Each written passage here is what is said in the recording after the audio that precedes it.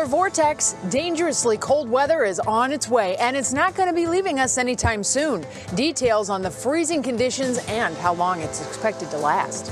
Student loan relief. It's like I literally have no idea how I'm going to pay it. The new proposal promising to wipe out the majority of student loan debt for most college grads. Details on who qualifies and how likely it is to happen. Diet dilemma. The diet app Noom promises to help you get healthy, but are dieters losing more than just weight? Why some say they're losing money too. But start your diet on Monday because we are busting out beer and buffalo wings. It's time for the Super Bowl, and we have a preview of the big game from food to fans, and the football's made right here in Ohio. What's New starts now. And now, live from WKYC Studios, this is What's New. Yes, it is, and congratulations, Northeast Ohio, because we have made it to another Friday. Betsy and I talk about this all the time. The weeks just fly by, faster and faster every week. Monday, it feels like it's the longest week ever. And then Tuesday, boom, you're like, oh, it's only Tuesday. Wednesday, you're like, it's hump day. Thursday crazy. is Friday. Even Friday, we go, where did the week go? Yeah, that's the way it's been, especially during this pandemic. Thank you so much for choosing What's New. Alongside Betsy Kling, I'm Jay Crawford. Betsy, a terrific Friday afternoon to you. Thanks to you, too, and everybody else out there. Hope you're ready to get your parkas out because we definitely have some cold air that's coming in. And your mittens. Gonna need them. Yep. We begin on this Friday with an incredible rescue in Medina County. Check out this video. According to the Sheriff's Department, a man fell through an icy pond. The rescue team wasn't able to help him from shore, so they went out on the ice in order to save him. The department says the rescue was a success. They tell us the man was flown to Akron General Hospital. Oh, that is, like, I have chills. That is so terrifying to watch. Well, this is the third ice incident in this week in Medina County. But please remember, no matter where you are here in Northeast Ohio, don't trust the ice. Bodies of water might look like they are frozen, but that does not mean that they are frozen enough to support a lot of weight. And it is going to be getting colder. So the ice that we have will start to thicken up. All things in good time, people of Northeast Ohio. Matt Standridge is keeping an eye out on that very cold forecast that we have. Hi there, Matt. Hey, good to see you, Betsy. We have even more rounds of cold air. We are entering into just a very cold pattern for at least the next 7 to 10 days. But this weekend, Betsy, it's going to be a cold one. Today, we felt that cold front come in earlier this morning. But the big thing was that wind today. We had wind gusts just in the past 3 or 4 hours, right around 1 to 2 o'clock this afternoon. Wind gusts over 40 miles per hour. It's that wind chill that's been getting us. It's felt like the single digits. Temperatures are themselves in the 20s and some upper teens. There is some good news, though, this weekend. I know it's cold today, and it's going to be very cold for both your Saturday and Sunday. But the good news is that the winds are slowing down a bit. I mean, we have gale warnings out there right now along the lake shores of Lake Erie. Those will end at 10 o'clock. We'll go more towards a small craft advisory for the weekend. So we'll go from basically 30-mile-per-hour winds with 40-mile-per-hour gusts down to closer to 10 to 15-mile-per-hour winds. So the wind's not going to go completely away, but it's still going to at least be a little bit less intense as it has been the past several hours. But Betsy, we have more cold air pockets towards the north, and they're going to keep on streaming down towards Ohio, and we're going to track each one for you coming up. Yeah, we've been talking about that, certainly. And yeah, everybody, I know it does get cold here in Northeast Ohio, but this is an unusually cold spell that we are expecting. And if you know someone who needs help finding a warm place to stay during this cold snap, take a look at your screen. If they live in Cuyahoga County, the number to call Monday through Friday, 8 a.m. to 8 p.m. is 216-674-6700. Any other time, you can call 211. And in Akron, the city's 4 warming centers will be open Sunday and remain open and until the weather improves. Masks and social distancing, of course, will be required. Now on your feed at 5, Democrats are calling on the president to wipe out student loan debts for millions of people and doing it through an executive action, a move they're hoping could be the additional shot in the arm that the economy needs. Brandon Simmons joins us now with more on who might qualify and why policy researchers support this move. Hey, Jay, yeah, student loans are a huge problem in the United States. There's $1.7 trillion in federal student loan debt out there, $63 billion of that belonging to students right here in Ohio. Now, I spoke to one student who says something needs to be done considering she tried to save for college, is graduating a year early, and will still have $40,000 in student loan debt. Now, it's a story many people share, taking on student loans because ultimately they don't have a choice. Now, policy researchers say the way we pay for higher education is a broken system, and any amount of money given to borrowers would be a good thing to do. There's a growing consensus that funding higher education through individual debt is unsustainable. Any conversation around forgiving student debt in the current framework is a really positive one. I think it's a really big step and will help a lot of people.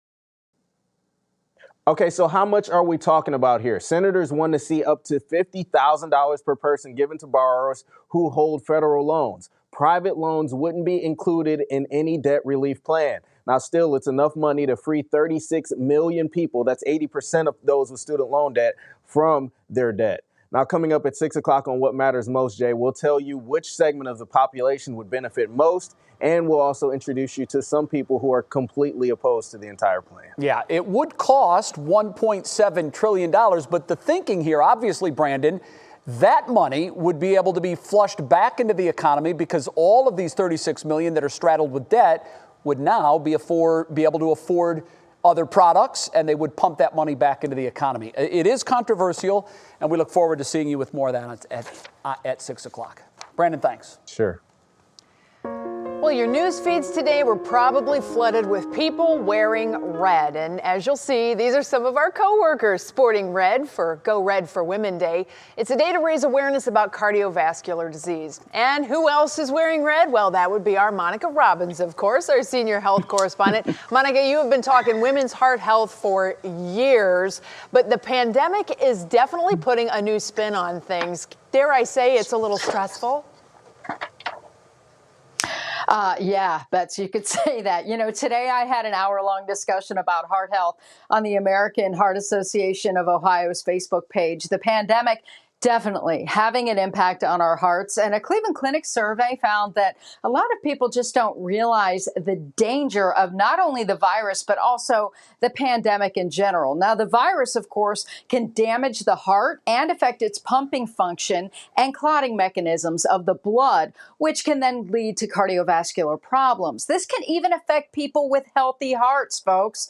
And anybody who gets infected with COVID could potentially be at risk. And of course, those who already have heart disease are at much higher risk for severe cases of illness after infection. Now, this pandemic has also put a lot of us under stress, some more than others, of dealing with job loss or homeschooling the kids, and of course, the isolation. But for women, high stress can have a very scary impact.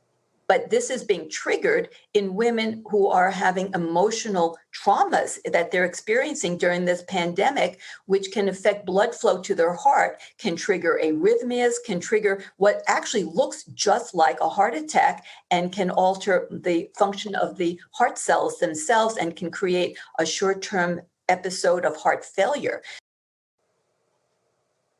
So I know times are crazy right now, but seriously, that thing on your Fitbit that tells you to take a deep breath, or on your Apple Watch, or just in general, it's a good idea to do it a few times a day. Dr. Gersh recommends finding your happy place daily with some kind of meditation, be it a walk or using one of those apps to help calm your mind and keep you present. That's key. You want to go for a walk and just pay attention to what's happening. It actually cools off your mind, if you will. And of course, if you experience any kind of potential heart attack symptoms or stroke symptoms, call 911 and get yourself to the emergency room. There is no need to avoid an emergency room during this pandemic. We saw that happen, and we saw so many people dealing with way worse complications because they put a hold on their care. Bets. Right. Yeah, it's the #1 killer of women in the country, and it's so important to know the risk and know the signs and take action when necessary. Thank you so much for that reminder, Monica.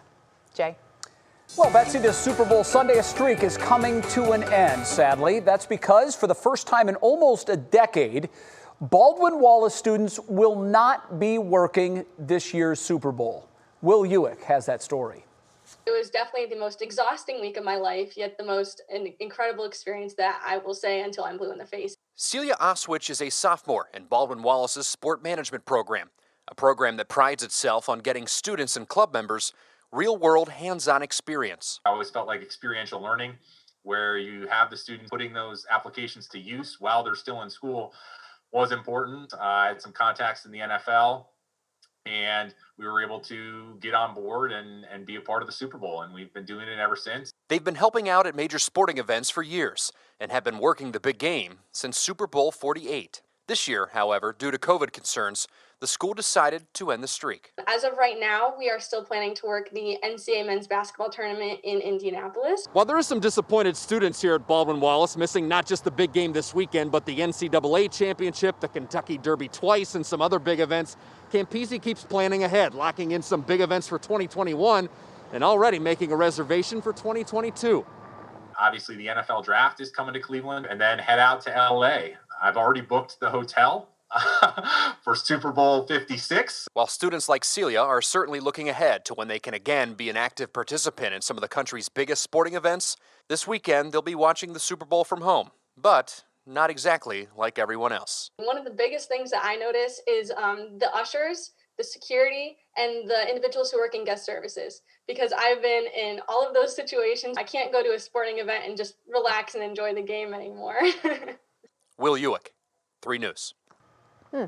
It's really tough, Bets. That's just one of countless things that young people are missing out on. Our alma mater, Bowling Green, also has sent a group of sports management students to help at the Super Bowl for years. Many times over the last couple of decades, I had the pleasure of speaking to those students, and the experience they gain there is real-world, invaluable experience, and they're missing out on it. And another thing, interns. We help young people start their careers by having interns in with us. Bets, we haven't seen an intern in the building in almost a year. I have no idea. I mean, we've had them in the newsroom, and they do kind of odd jobs. They help set stuff up, and they do interviews, and they actually provide a pretty critical function because they're doing a lot of the background work that allows other folks to kind of move forward on things. We haven't had that, and of course, that is all stuff that they get that real live experience you're talking about, and that sets them up for success in the future. So if you have a youngin' and you know they may need a little help or guidance, go ahead and give it to them on the free. Absolutely. Next on What's New, you've probably seen the commercials for Noom. That's the app that promises it will help you lose weight. But is it all it's cracked up to be? What the Better Business Bureau is now saying about this app. And later, the inspiring story of a Cleveland man who had dreams of flying airplanes, but he didn't know any black pilots. He achieved his goals and what he is doing now to help kids coming up behind him. I love this story. Cool.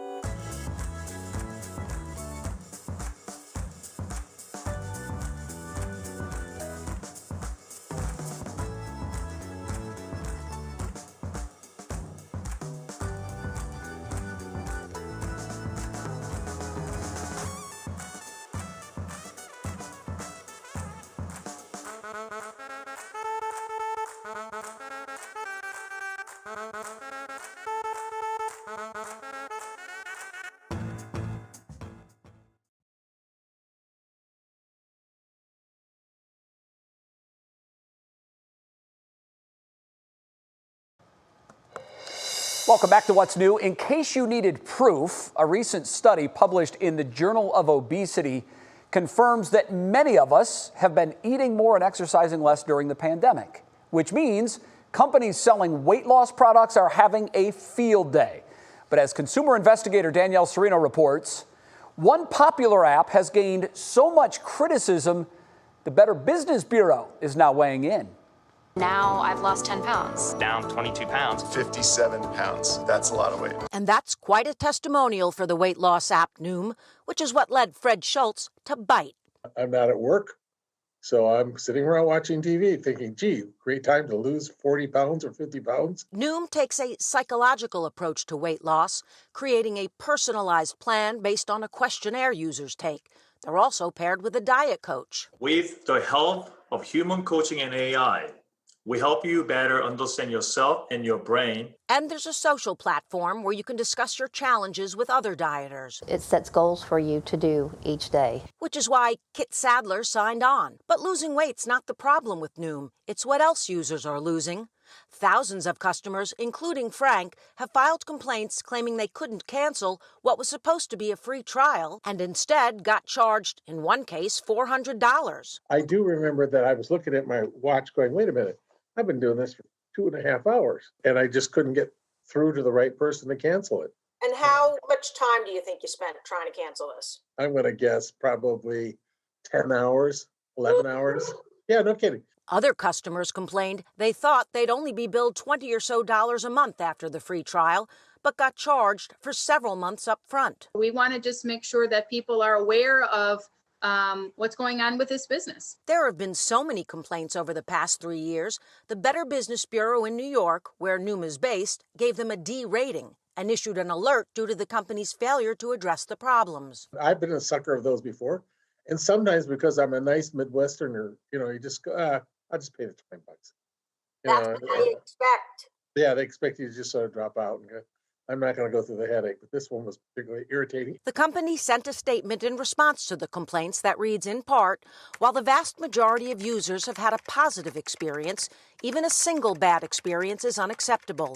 We are significantly expanding the size of our customer support team and the channels where customers can reach us.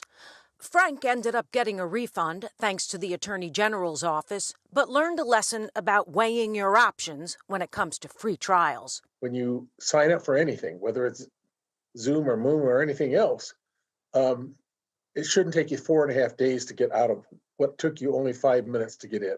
Noom's full response is on our website. Meantime, the BBB says it's continually updating reports on companies like Noom, so you should check with them regularly before doing business with anyone. I'm Danielle Serino, 3 News. Always a good reminder there.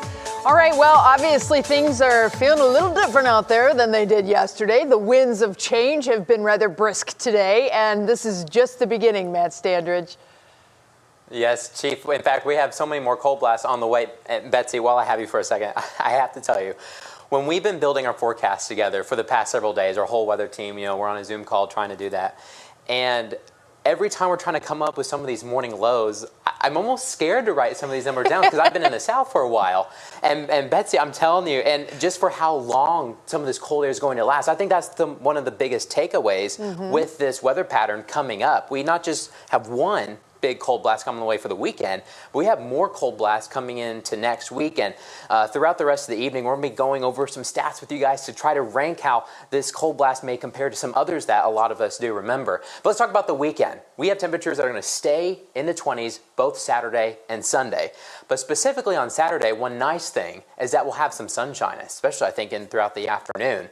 And then late Saturday night into early Sunday morning, we may get some snow showers for Sunday. So a little bit of sun Saturday, a little bit of snow on Sunday, but both days are going to be cold with highs staying below freezing. In fact, we're going to stay below freezing probably for the next week or so. Right now, temperatures are in the 20s. In fact, we had some warmer temperatures right after midnight earlier this morning, and then we watched that temperature drop all morning long. The temperatures feel like they're in the teens with some of those winds gusts. In fact, I just checked, we just got another wind gust over 30 miles per hour near downtown Cleveland. So it's definitely still windy out there.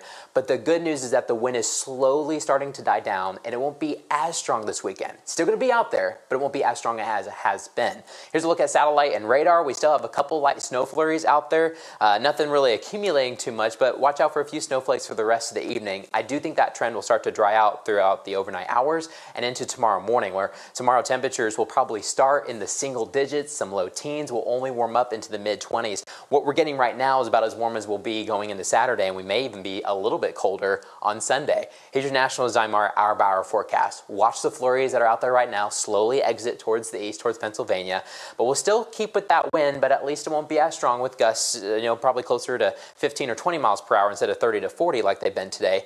Tomorrow, though, the cool thing is that we're going to get a little bit more sunshine. The further north you go, you're going to look over Lake Erie, you'll probably see a more cloud cover, but overall, some peaks of sun throughout your Saturday. By Sunday, Betsy, we might be even a touch colder with a few snow showers out there, but if we look just at the long-range forecast, the Union Home Mortgage 7-day outlook, we're going to stay below freezing for the next several days. And then you notice, Betsy, how the temperatures continue to tumble late next week. So not just one cold blast on the way, but we've got a couple headed our way, Betsy. That's right. And I told everybody on the call yesterday, I was the first one to put a below zero number in the forecast, and it's in that long range. So buckle up, everybody. It's still there. We know what this means. All right. Thanks so much, Matt. We'll talk to you again in about a half hour. Well, coming up for us in the meantime, one Cleveland's man's story of aspiring his dreams. This is an incredible story. He is now inspiring others to achieve their dreams, too. And later, the Dolphin that is 6 for 6 in Super Bowl predictions. Let's see if he can make it 7 in a row. We'll tell you who he's picking for Sunday's game, the Bucks or the Chiefs, when we come back.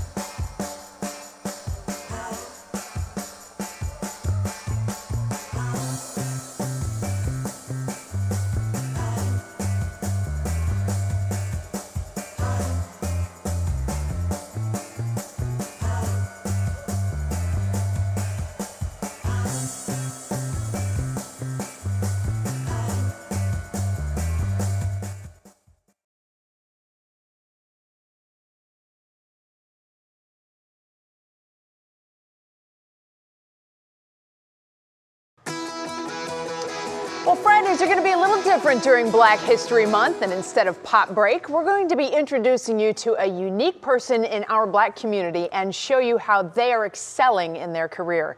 Here's Kiera Cotton, who's also excelling in her career with our newest series, Blacklight, exposing the hidden talent within Northeast Ohio's Black community. You know, I like to have some fun when I fly, so I'm kind of like popping wheelies down the runway. Sean George is not your average pilot. Born and raised in East Cleveland, Ohio, Sean dreamt of becoming an astronaut when he was growing up, but quickly realized his true calling was a journey less traveled. I didn't know any pilots. I didn't know any pilots that looked like me. According to the Bureau of Labor Statistics, Black people make up less than 4% of aircraft pilots and flight engineers. And that alone was enough to rev the engine in Sean's quest to become the first pilot he knew. It was a round-the-clock ordeal because it was the hardest thing I've ever done. Whenever I wasn't at work, whenever I wasn't sleeping, and whenever I wasn't flying out studying. On November 16, 2019, all of his hard work paid off, and he earned his pilot's license. But for Sean, this was only the beginning. With the help of YouTube University, he picked up a camera and started documenting his experiences. Sean now works for FlexJet, a luxury private jet company. He's a dispatcher and creative director, rubbing elbows with some of the most seasoned pilots in the world of aviation. Brand new private jets? Are you kidding me? Yeah.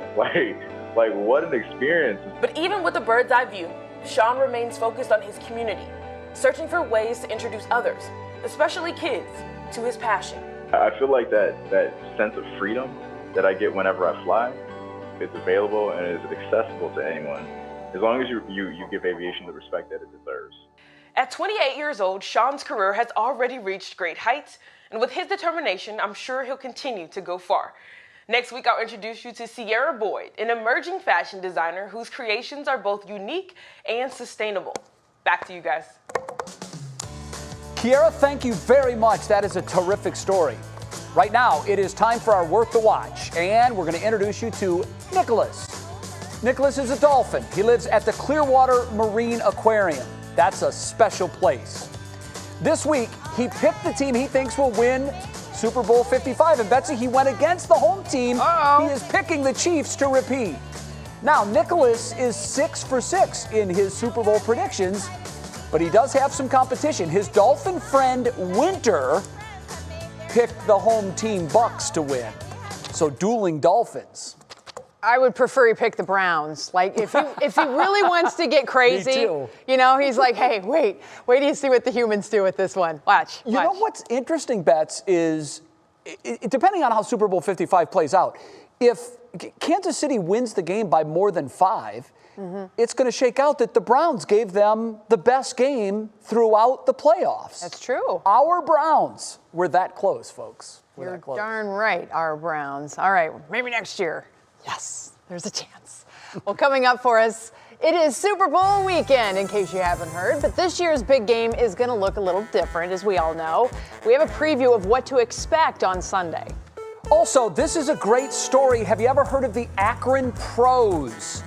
They're the team that won a national championship before the Super Bowl was even a thing. We're going to give you a little history lesson. Mike Polka's along to do that. And speaking of the Super Bowl, those Chiefs players who got put on the COVID list after getting a haircut, well, we have an update. Will they be able to play in the Super Bowl? Come back and find out.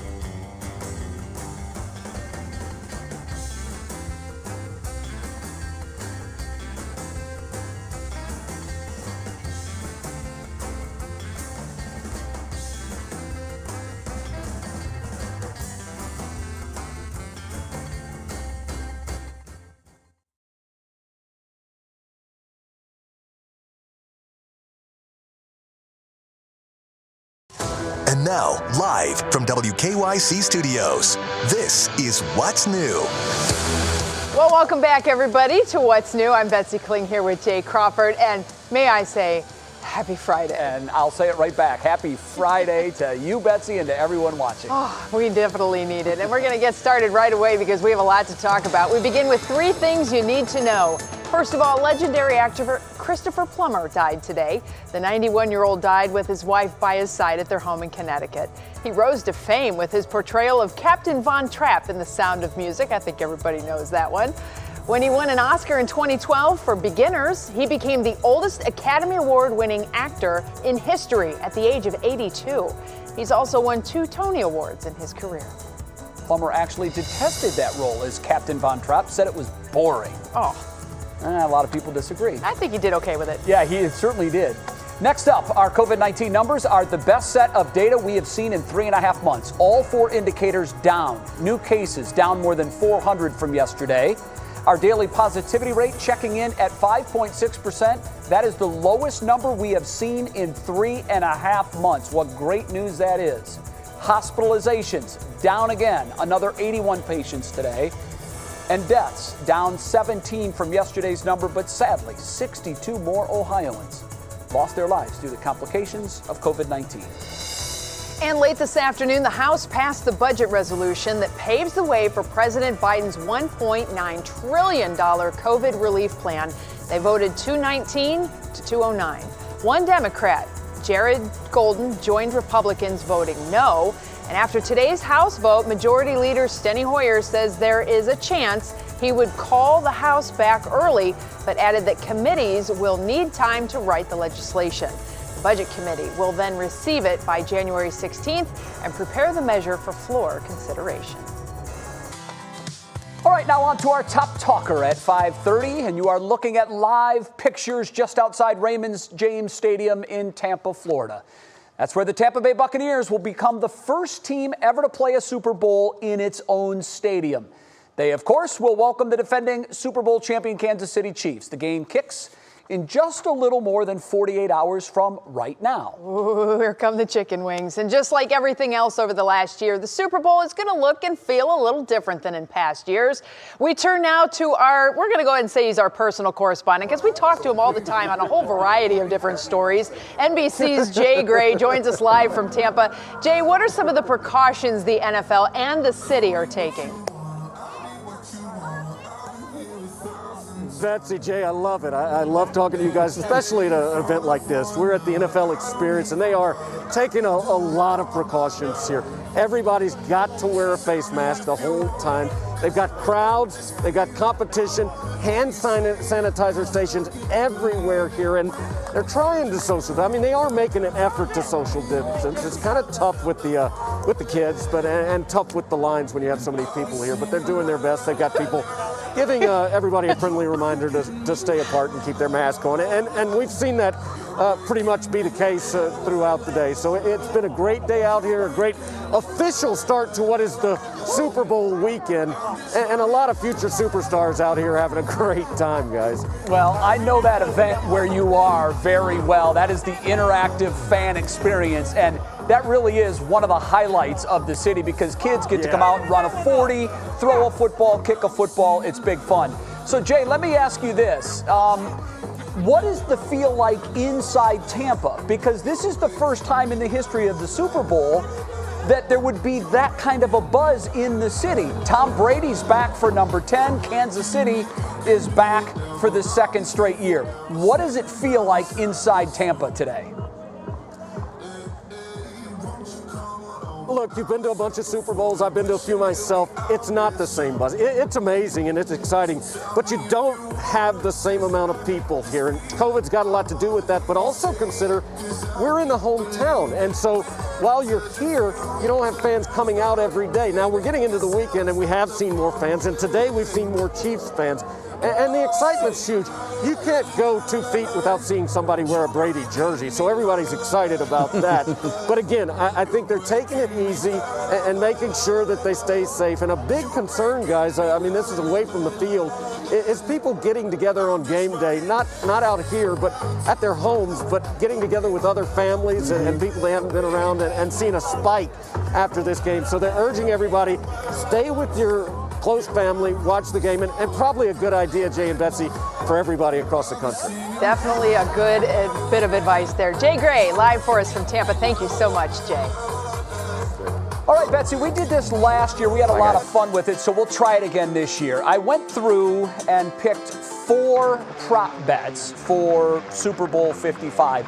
These are weird and fun things. You want to raise your hand? I do. Yes. What is a prop bet? So it's a bet other than who's going to win the game. Oh, so it's all the side bets. It's all the side bets that you can make. And believe me, there are more than 80 that you can bet on. I just picked a couple that we had fun with. Heads or tails? Which one do you like this year? I'm going to go heads. Tails is on a big run, 6 years in a row, so I'm going to go heads with you. All right. All right, now here's one that I thought was interesting only because if Vegas follows this kind of stuff, will the team that wins the coin toss win the game? Yes or no? I'm going to go no. Okay, I'll go opposite then just to be different, and I'll say yes. I have I'm no telling idea. you, in Vegas, you can literally bet on anything. Are we going to talk about Giselle's designer outfit? Because we can pick that too. There was a prop bet. How many times will the CBS crew show Giselle? I would say over 100 on that one.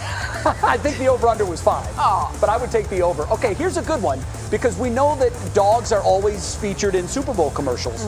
How many commercials will have a dog in them? And the over-under here is over 4.5, under 2.5. What are you taking? I'm going over. I am too. Right? All the way. We love dogs. Yeah. We love dogs. Even though Budweiser is moving their money elsewhere, Yes. I still think there's good potential. And here is the final one of our prop bets. How many commercials will show a person wearing a mask? Oh. The over is 2.5 on this one, which I thought was low. How many commercials are in the entire Super Bowl, There right? will probably be about 70. There better be 70 commercials with people wearing masks. You would think. So you're going to take the over? I'm going to go over. I am too. And just for fun, the Chiefs or the Bucks?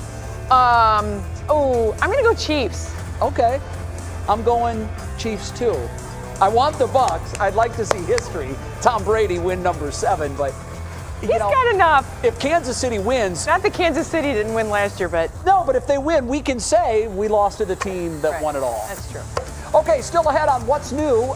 Northeast Ohio has some pretty incredible athletes taking the field in Sunday's big game. We're going to tell you who you should watch for that's got area ties. And we didn't put any ante on any of that betting, did we? No, just for fun. Okay, thank goodness. Always just for fun. I wasn't sure what I agreed to. All right, then, supporting our local restaurants that need your help more than ever. We'll tell you which ones are dishing up specials all weekend long.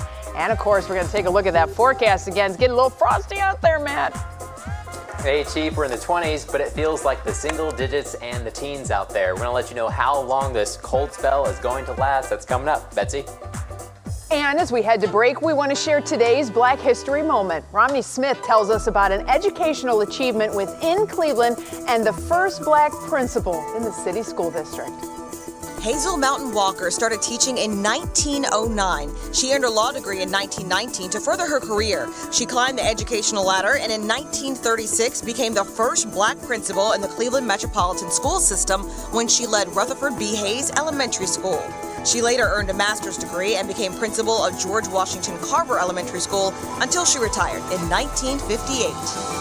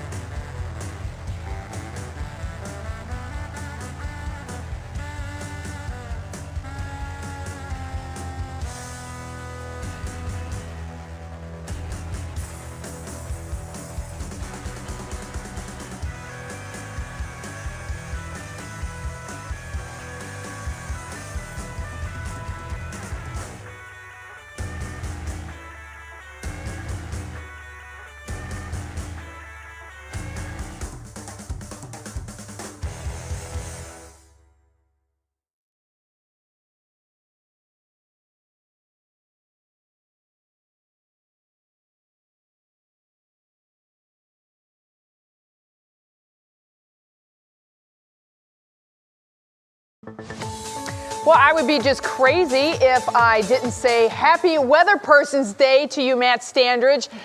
Cookies by Design sent us this fantastical little cookie bouquet that we're going to be busting out. And Matt, you live just down the street here in downtown, so I hope you will come and get some of these because there's no way in heck I am feeding my children these giant cookies. So come on down and get some, and Happy Weather Person's Day.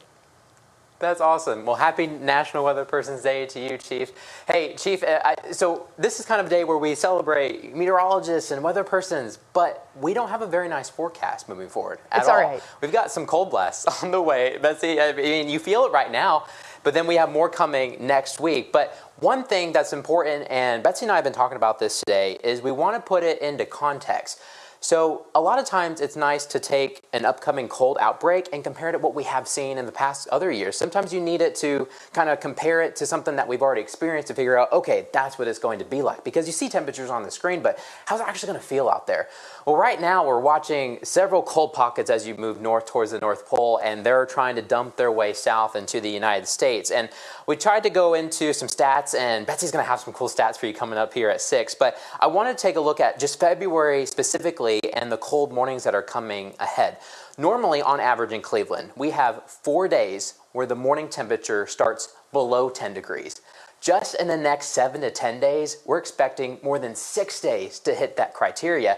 And you see, we don't always do that very often. For example, just over the past several years, over the past, 30 years or so, we've only done that 5 times. And I think this is going to be another year where here in February, we're going to have at least 6, maybe 7 or 8 days where that morning temperature, you're stepping out the door, is going to be below 10 degrees. And then, of course, drop the degree a little bit more for that feels like temperature. Right now, the feels like temperature is really getting you as you're headed out the door this evening. It feels like it's in the single digits and teens. We have a couple snow flurries out there. They're pretty light. They should start to wrap up, though, throughout the rest of the overnight hours, but temperatures are going to continue to cool down. Some of us will probably hit some of those single digits tonight, so we can maybe add a tally or so, but we're going to be bottoming out right next to 10 or 11 degrees tonight.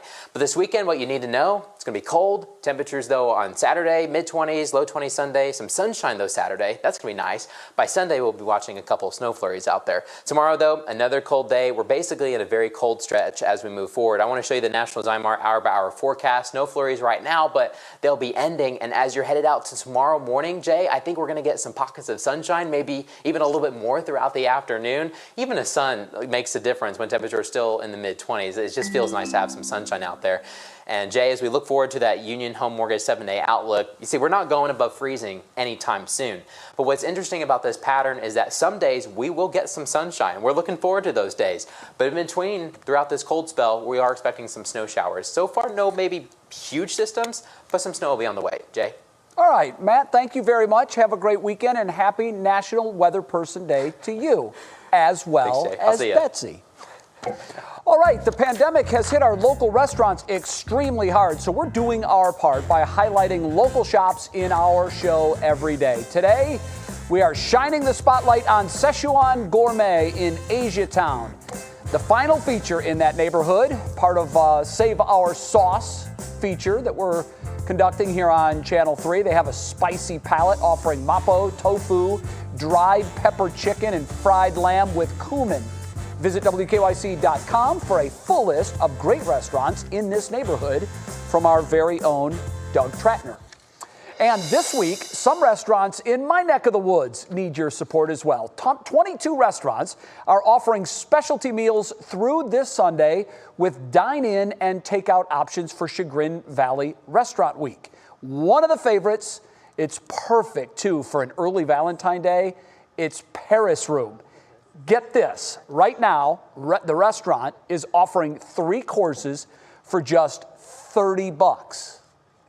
Paris Room is an experience.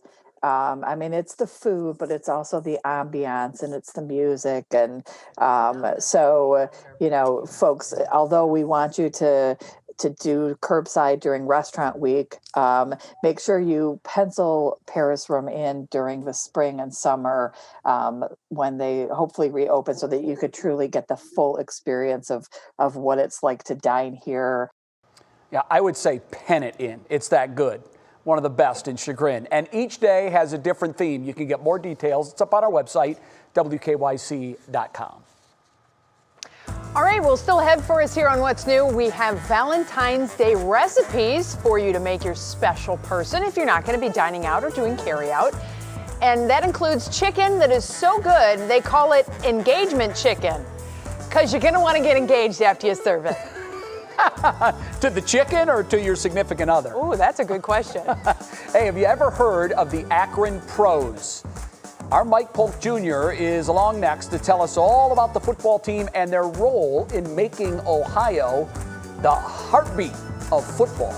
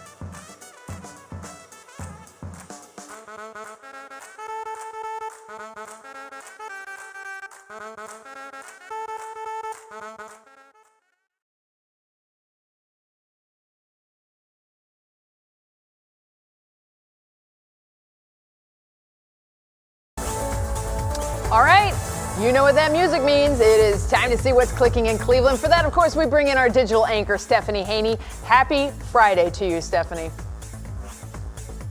Happy Friday to you, Betsy. I've got your Super Bowl update. Demarcus Robinson on Kansas City has been cleared off the COVID list. Now, as for Daniel Kilgore, if he keeps testing negative, he'll be cleared tomorrow. And aside from that, Northeast Ohio will be well represented in Sunday's big game. There are 3 players for Kansas City that are from here.